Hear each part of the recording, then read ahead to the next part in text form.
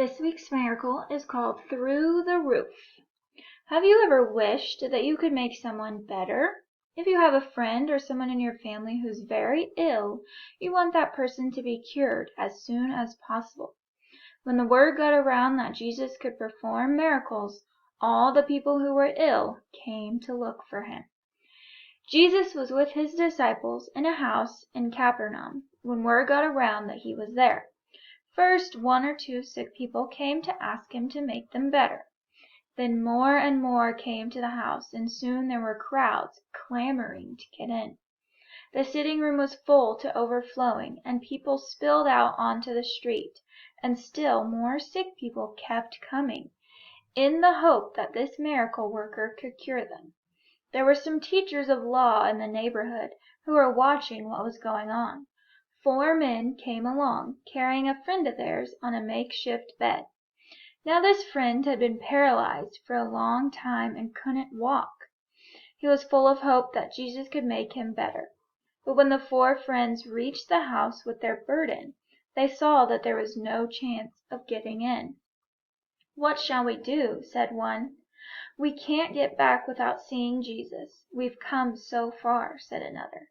"Let's try the roof," said a third. So the 4 friends climbed with great difficulty up onto the roof of the house where Jesus was, carrying the bed and trying not to hurt their sick friend. When they got to the top, they made a hole in the roof. Then they lowered their friend very gently through the hole. Imagine the surprise of Jesus and his disciples when they saw a bed descending from the ceiling with a helpless man in it. Jesus realized right away how great these people's faith in him was.